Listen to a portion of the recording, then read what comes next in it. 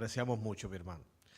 Y bueno, a los que estamos aquí, hemos quedado, pues le invito a que abran sus Biblias en la epístola de Judas. En la epístola de Judas, en los versos 24 y 25. Así que abran sus Biblias en Judas, versos 24 y 25. Judas es una epístola bien corta, por lo tanto no goza de capítulos. Así que vamos a reflexionar en estos últimos dos versículos de la epístola de Judas, los versos 24 al 25. Así que pueden estar en pie para hacer lectura de estos versos. Y vamos a hablar en esta tarde, nuestro último sermón del año 2023. Y le hemos titulado el mensaje Firmes en Cristo Jesús hacia el nuevo año. Firmes, pero es en Cristo Jesús hacia el nuevo año. Y estos textos que concluyen la epístola de Judas, pues son la inspiración para este mensaje. Y dice así: y aquel que es poderoso para guardaros sin caída y presentaros sin mancha delante de su gloria con gran alegría. Al único y sabio Dios, nuestro Salvador, sea gloria y majestad, imperio y potencia, ahora y por todos los siglos. Amén. Pueden sentarse, mis queridos hermanos. Qué manera de concluir, ¿verdad? Especialmente este año 2023. Cuando repasamos el mismo, como compartimos en los anuncios, pues vienen muchas experiencias a nuestra mente. Muchas experiencias muy buenas, lindas experiencias, de lo cual al final del servicio, una vez que yo concluya el mensaje, si algún hermano quiere dar testimonio, pues le voy a dar la oportunidad. Y de verdad que en esa reflexión que hacemos, pues muchas cosas que son a nuestra interpretación buenas ocurrieron. Y también otras que a nuestra interpretación fueron negativas también que ocurrieron. Y digo a nuestra interpretación porque puede ser que dentro de esas malas experiencias que hayamos tenido o que creamos que son nuestras malas experiencias en este pasado año, estén entre ellas el que no se haya concedido alguna petición en particular, ¿verdad?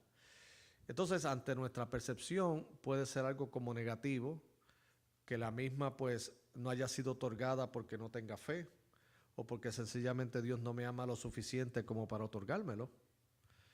Pero podría ser que la razón precisamente por la cual no me la ha otorgado en este momento sea todo lo contrario a lo que yo haya mencionado. Que al contrario, puede ser que Dios me ama tanto que este no es el momento. Y puede ser también que sencillamente eso que yo estaba pidiendo en particular no me convenía. Y mi Padre que está en los cielos, que es toda sabiduría, que es todopoderoso, y como buen padre que es, sencillamente me guarda, aún de aquellas cosas que yo creo que son buenas para mí, pero que a fin de cuentas Dios en su soberanía pues no lo ve que es para mi crecimiento o mi desarrollo espiritual. También en este pasado año, como todo año, ¿verdad? Hemos tenido pues nuestras batallas particulares en nuestro caminar de la fe. Todos los creyentes, sea que lleven un año en el Evangelio o sea que lleven 40 o 50 años en el mismo, siempre enfrentan retos espirituales, ¿verdad? Especialmente los que tienen que ver aquellos con ¿qué? Con la fe. Y de allí entra lo que es llamo yo el maravilloso don de la perseverancia. Algo que caracteriza a los creyentes y que es resaltado dentro de la teología es el aspecto de que los verdaderos creyentes van a continuar perseverando. Y solamente hay esta perseverancia cuando nos vemos con obstáculos, con situaciones que parecen que van a impedir o que van a retrasar nuestro crecimiento espiritual. Sin embargo, pese a todas las tentaciones que hayamos tenido en este pasado año, pese a todos los errores que hayamos cometido por nuestra humana debilidad, el asunto es que pese a todo eso, gloria a Dios, en esta tarde estamos aquí. Gracias a Dios que aún los que no están presentes, porque tengan algunos compromisos familiares o por circunstancias que estaban fuera de su control, sin embargo, siguen siendo parte de la iglesia y siguen perseverando en la fe. Entonces, cuando vemos el resultado de todas estas situaciones, porque posiblemente ocurrieron situaciones que nos pudieron haber sacado de la fe, nos pudo haber sacado de seguir perseverando en la iglesia del Señor. Sin embargo, poderoso es Dios para mantenernos y todavía seguir aquí en pie. O sea, nos maravillamos y nos admiramos de la gracia maravillosa de Dios en Cristo Jesús sobre nuestras vidas. Y en esto el autor Judas, ¿verdad? Y para los que son nuevos en la fe, el autor de esta epístola no es Judas, el que lamentablemente se privó de su vida una vez que traicionó a Cristo, sino aquí Judas responde según la tradición y según la historia bíblica, a ser un medio hermano de Jesús. En otras traducciones le tienen por nombre Jacobo. Pero la información que nos da en el verso 1, ¿verdad?, de esta corta epístola, es que él se identifica como un siervo de Jesucristo. Y eso es lo más importante. Dice, y hermano de Jacobo, a los llamados, santificados en Dios Padre y guardados en Jesucristo. Misericordia y paz y amor os sean, ¿qué? Multiplicados.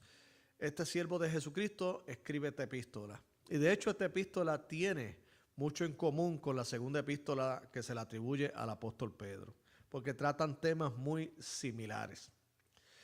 Y lo interesante es que dentro del desarrollo de esta pequeña epístola, lo que él lleva es el advertirles acerca de los falsos maestros y los falsos profetas que amenazan con el desarrollo sano de la fe cristiana y del caminar. Habla de que esos falsos profetas son tan peligrosos no solamente por su mensaje, sino que dice que esos falsos profetas son peligrosos porque se logran infiltrar encubiertamente dentro de la grey del Señor. Y al ellos entrar encubiertamente, pues pueden contaminar a otros. Pero sin embargo, el destino de ellos, tristemente para ellos, no va a ser el mejor. Ahora, resumiendo todo esto, para poder apreciar lo que es las palabras de su doxología, como dice en esta versión, ¿verdad?, su despedida, que son los versículos que leímos para nuestra predicación en esta tarde. Lo interesante es que pese a todas esas amenazas que pueda tener la iglesia, que tuvo en el primer siglo y que las tiene hoy, porque hoy, mis queridos hermanos, la fe se ve bajo amenaza y bajo ataque de diferentes ángulos, de diferentes sectores. La primera es dentro del sector, ¿verdad? Y en este aspecto lo identificamos como primero por causa del documento que tenemos ante nuestra consideración, que es Judas, y trata acerca de los falsos apóstoles y falsos profetas. O sea, la fe se ve amenazada primeramente porque hay muchos mensajes contradictorios de la fe cristiana, demasiados. Hay personas que se han introducido dentro de la fe cristiana con un mensaje que tergiversa lo que el mismo Señor Jesucristo ha revelado a través de las Escrituras y que los mismos apóstoles que estuvieron con él así enseñaron. Estas personas no están pensando, obviamente, en el bien de las personas, sino en sacar provecho. Y por ese motivo engañan y por ese motivo lamentablemente se infiltran y pueden provocar daños y divisiones en las iglesias, que por ende pues afecta a los individuos. Y cuántas personas no tenemos hoy día que sean compañeros de trabajo, que sean familiares cercanos, que sean vecinos, que nos dicen: yo estuve en una iglesia por muchos años, pero ya yo no creo ni la luz eléctrica. ¿Okay? Yo estuve por muchos años en la fe y ahora tengo mucha dificultad en poder confiar en una iglesia, en confiar en un pastor, en confiar en que el mensaje que se me esté dando sea realmente puro y verdadero. Pero ¿por qué han asumido esa actitud a la defensiva? Porque tristemente tuvieron malas experiencias. O sea, muchas veces somos muy dados a levantar un dedo acusador con aquel que se apartó de la fe, inmediatamente identificándolo como un apóstata, como alguien que le falló al Señor y por lo tanto está pagando por lo que hizo. Y pueden haber ciertos casos de ese tipo, pero también hay personas que han sido víctimas de ambientes tóxicos religiosos. Y quiero que lo entendamos así. Hay que aceptar que hay sectores y ambientes religiosos que son tóxicos, que no contribuyen en nada positivo ni a la salud emocional ni mental de las personas. Por un ambiente de competencia, por un ambiente de murmuración, por un ambiente de chisme, por un ambiente de enemistad. Pero no solamente eso, sino esto se le une a un falso mensaje, a personas que se han atribuido ser ellos mismos personajes divinos, personas que se han atribuido ser los custodios de la verdad absoluta, personas que son hipócritas con su mensaje, que le exigen a los demás cosas que ellos no hacen. Entonces eso ha creado y produjo grandes heridas en muchos corazones. Hermanos, hay víctimas, hay victimarios, hay laicos y personas de iglesias que sí son conflictivas, pero también hay muy buenas personas que cayeron en el lugar equivocado bajo el liderazgo de una persona equivocada. Y ahora, pues lamentablemente esa persona se encuentra desorientado y ha asumido una actitud defensiva donde no quiere saber de una iglesia, no quiere saber de ninguna congregación, no quiere buscar de Dios, pero al mismo tiempo, aunque lo diga para modo de protección, sin embargo, cuando está en lo íntimo sabe que necesita a Dios. Pero la verdad es que no sabe dónde ir, porque tiene muchas dudas, porque fue abusado emocionalmente, fue decepcionado. Y vivimos en un tiempo, mis queridos hermanos, si eso fue así en el primer siglo, imagínense hoy, donde ahora tenemos el mensaje por causa de la tecnología, hay tantas imágenes que tenemos, tantas voces que se escuchan. Pues ahora esto de la tecnología y de la media, pues ha contribuido a que en un sentido positivo se expanda el evangelio, pero por otro lado también ha puesto el lado payaso e hipócrita de muchos ministros, que les gusta proyectarse como personas que conocen mucha Biblia y les gusta poner su mejor pose para que salgan bien en YouTube, y lamentablemente son hipócritas. Lo único que están aquí es por la fama y por el dinero, y eso ha traído muchos problemas. Ahora, no solamente está ese tipo de reto hoy día, y también lo hubo en el primer siglo de otra manera, pero es el mismo reto, sino que también tenemos el reto de lo que tiene que ver con nuestra propia lucha, de nuestra propia batalla espiritual en cuanto a mantenernos firmes en la fe. Nosotros estamos conscientes que hemos sido salvados por la gracia de nuestro Señor y Salvador Jesucristo. Estamos conscientes, como estudiamos en la Epístola a los Romanos, que no hay condenación para los que están en Cristo Jesús, pero al mismo tiempo, como dijo Pablo en Romanos capítulo 7, tenemos una lucha. Tenemos una lucha entre la carne y el espíritu. Estamos en tenemos el conocimiento de lo que es agradable a Dios. Y hay veces que sí, y caminamos en esa dirección, pero nos frustramos porque a veces fallamos. O nos vemos casi en el momento de fallar a nuestras propias convicciones. Y nos frustramos y nos sentimos realmente agobiados, y eso nos puede llevar, humanamente hablando, ¿a qué? A no continuar perseverando en la fe. Así que tenemos los falsos profetas con sus malos ejemplos y sus malos mensajes, porque el falso profeta no solo es aquel que teológicamente está mal, es que también en la praxis, o sea, en la práctica, no vive de acuerdo a la altura de lo que él dice, que enseña. Por otro lado, tenemos el asunto del pecado en nuestras vidas, que estamos lidiando con eso y nos puede frustrar muchas veces. A veces no es que nos frustramos con hermanos en la fe, vamos a ser sinceros, a veces nos frustramos con nosotros mismos. Nos frustramos porque uno mismo dice, oye, yo sé esto, yo sé que debo confiar en el Señor, yo sé que no debo hacer aquello, pero sin embargo, hay momentos en que nuestra humana debilidad nos traiciona. Y también tenemos que la lucha que tiene que ver con ¿qué? Con el entorno en que nosotros vivimos. Vivimos en un entorno que no necesariamente obedece a falsos profetas, pero sí a un entorno en términos sociales y filosóficos que es contrario a Dios. Hoy es famoso no creer en Dios. Si usted busca culturalmente hablando 30, 40, 50 o 60 años atrás, el consenso general de la sociedad era que creía en Dios. Pero cuando usted ve ahora las tendencias que se están viendo a nivel social, ahora es más, y voy a utilizar un término muy, muy juvenil, más cool, decir que soy agnóstico, decir que soy ateo, decir que no creo en Dios. Ahora eso tiene mayor impacto en la mente en términos filosóficos y prácticos de la sociedad que vivimos.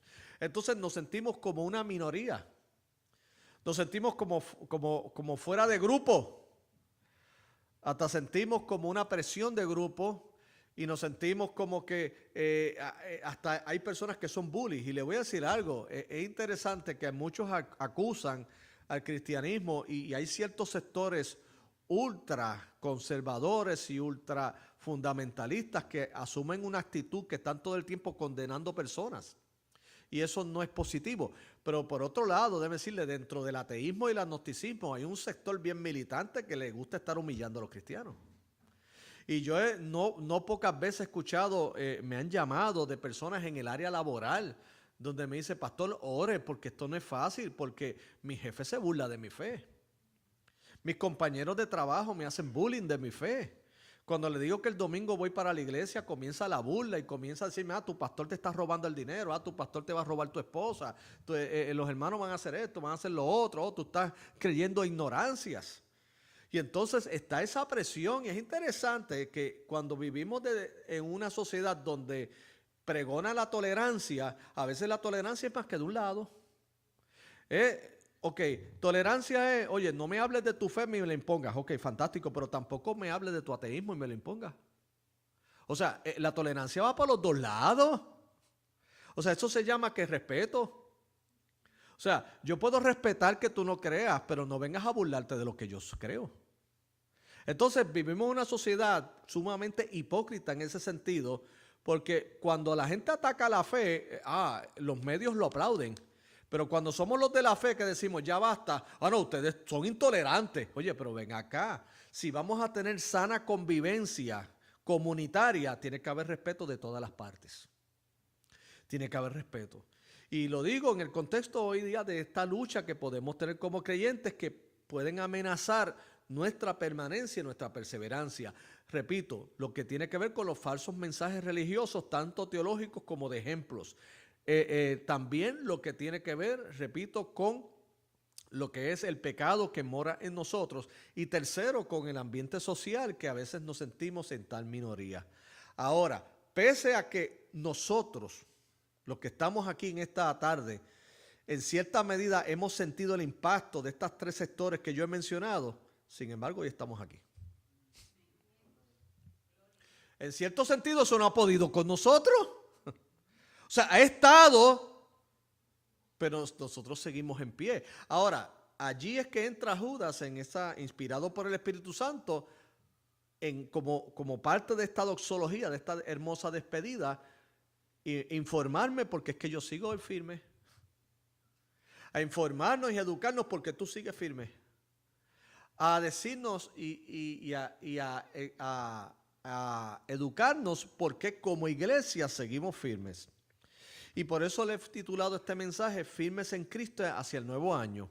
Porque pese a todo esto que yo acabo de mencionar, lo primero que quiero resaltar es lo siguiente, que seguiremos firmes en Cristo hacia el nuevo año.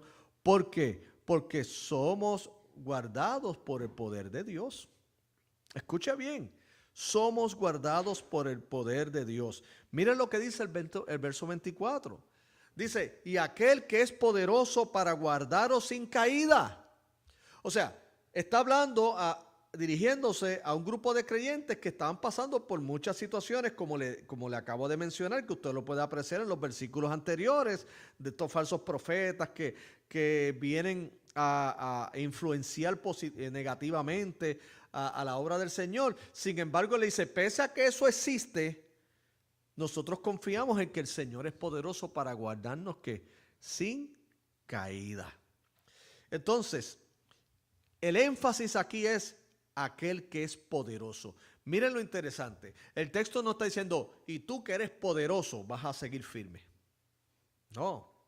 No está diciendo, y ustedes como iglesia que son los poderosos, ustedes son los firmes. No.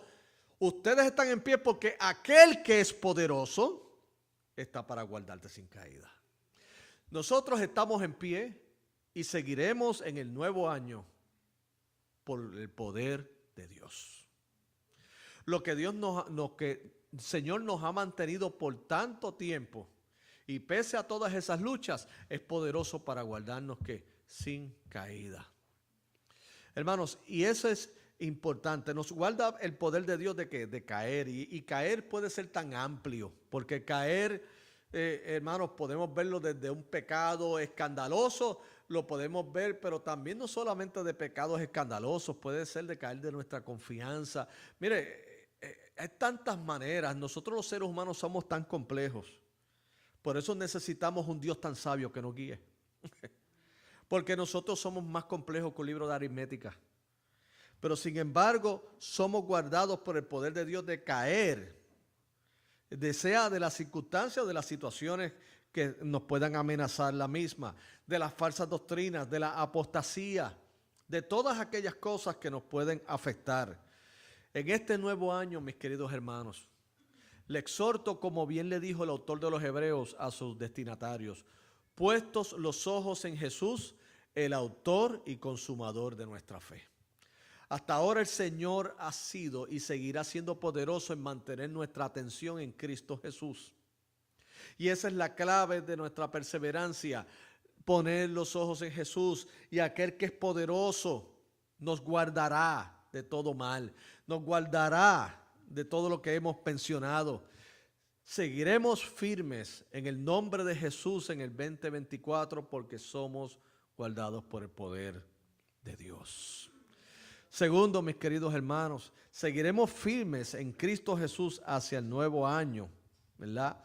¿Por qué? Porque sencillamente el Señor nos mantiene confiados en el poder de Dios. Porque no solamente hablamos de que somos guardados en el poder de Dios, sino que también estamos confiados en el poder de Dios.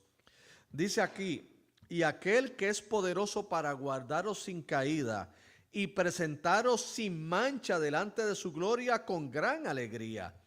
O sea, nosotros estamos confiados en que el Señor mismo que nos ha llamado, que nos ha escogido por su gracia, llegará el momento en que culmine su obra en nosotros. Estamos confiados en su poder y nos exhibirá conforme a la magnitud de la expiación de Cristo en la cruz del Calvario.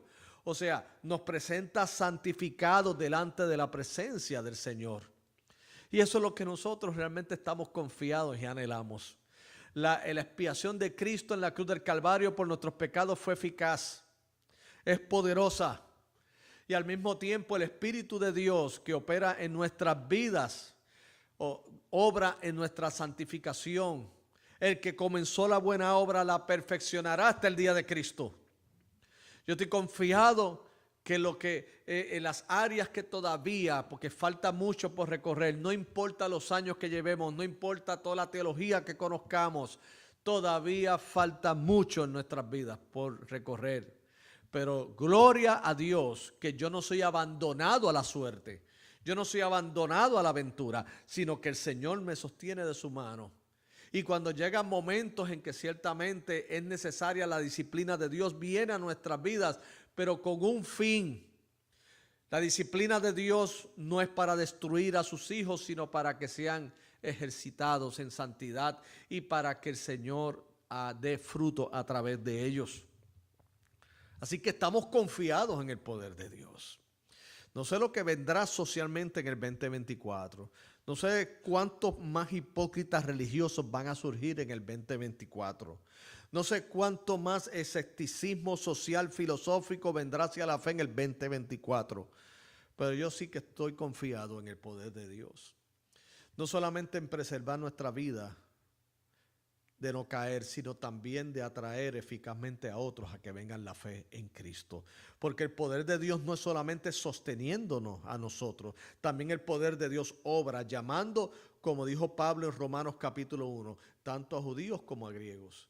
O sea, que está resumiendo allí, no importa que seas de un trasfondo religioso tan anticristo que no quieres reconocer a Cristo como el Mesías, o seas de un sector tan pagano como el gentilismo politeísta, sin embargo, cuando el evangelio entra, es poderoso para cambiar a todos y puedan venir a la fe que es en Cristo Jesús. Y por último, mis queridos hermanos, vamos a estar firmes en Cristo Jesús hacia el nuevo año, reconociendo que su poder. Hablamos primeramente que seguiremos firmes hacia el 2024, guardados en el poder de Dios. Y que seguiremos firmes en para el 2024, confiados en el poder de Dios. Pero también ese poder de Dios tenemos que reconocerlo y celebrarlo, como lo celebró Judas al terminar esta epístola. Dice en el verso 25, al único y sabio Dios, que mucho hay en esas pocas palabras. El único, o sea, no existe otro Dios. Dentro de una sociedad que algunos hasta inclusive el politeísmo ha vuelto a ganar campo, pero claro, es que cuando tú no crees en la verdad, terminas creyendo cualquier cosa.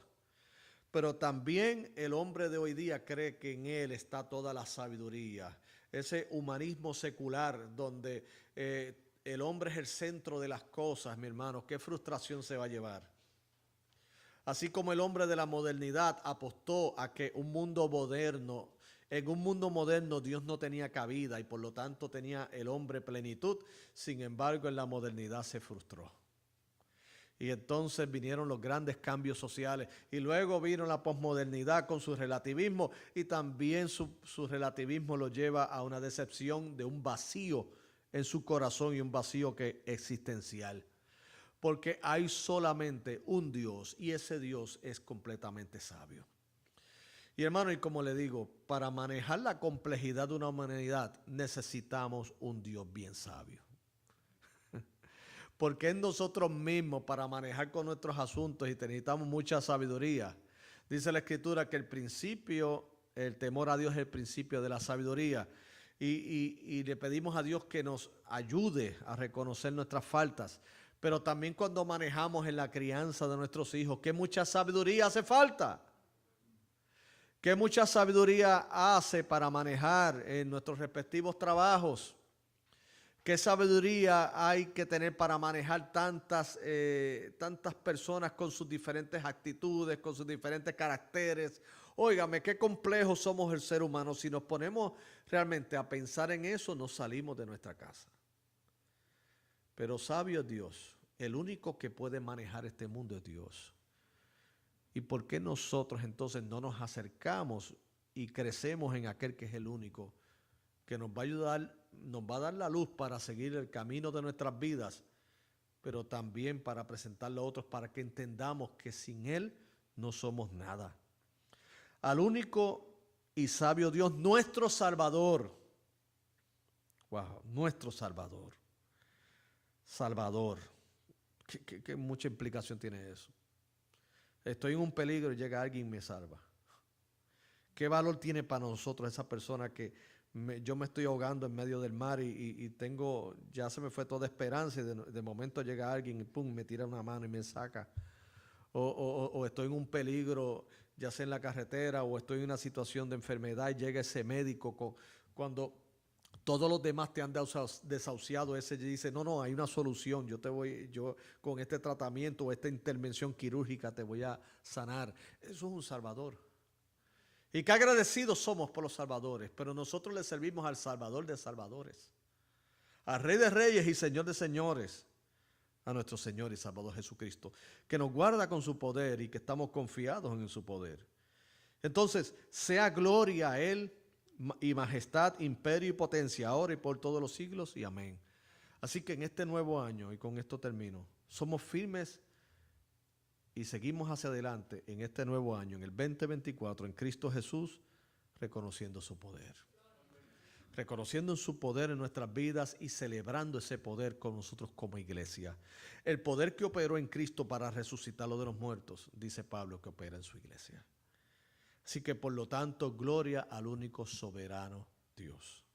La iglesia, estamos apenas a unas pocas horas para que llegue el 2024. Ya el 2023 es cuestión del pasado. La buena noticia es que comenzamos algo nuevo, gloria a Dios. Por otro lado, vamos a sumarnos un año más a nuestras vidas. Eso representa más experiencia. No es que vamos a estar más viejos. ¿Ok? Ya llega uno. ¿Se acuerdan que uno llegó el momento, ¿verdad? Cuando era niño? Ay, yo quiero cumplir 9. E inclusive cuando uno tenía 9 y te preguntaban, ¿cuántos años tú tienes? 9 y medio. 9 para 10.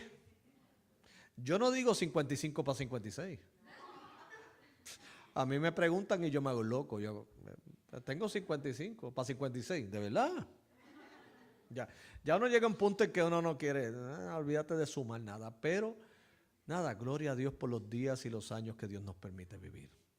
Y que Dios nos dé mucha salud física y espiritual para seguir hacia adelante. Iglesia, alejamos, démosle un aplauso al Señor y vamos a orar. Padre Santo y Padre bueno, gracias te damos, Señor. Gracias, Dios, por este año 2023. Gracias, Señor, porque muchas experiencias, Dios, nos permitiste participar como individuos, como iglesia. Y Padre, pero celebramos así como Judas, aquel que es poderoso para guardarnos sin caída. Estamos hoy aquí, Señor. Estamos aquí. Gracias, Señor. Seguimos en la fe. Y toda la gloria es tuya, Señor. Te vemos, Padre, Señor, que mi Dios, tu fidelidad es real. Tu fidelidad es incuestionable. Pero lo que sí es variable somos nosotros, Señor, con nuestros estados de ánimo y nuestras propias contradicciones. De lo cual, Padre, te pedimos perdón, Dios. Te pedimos perdón. Y Padre, confiado, Señor, en tu poder, en que podemos seguir hacia adelante. Gracias por la Iglesia Bautista Central Hispana. Gracias por todos los hermanos y miembros que la componen. Y te doy gracias por los que añadirás, Señor, en este nuevo año para ser parte de esta gran familia de la fe. Gracias, Padre. Y hemos orado en el nombre que es sobre todo nombre, el nombre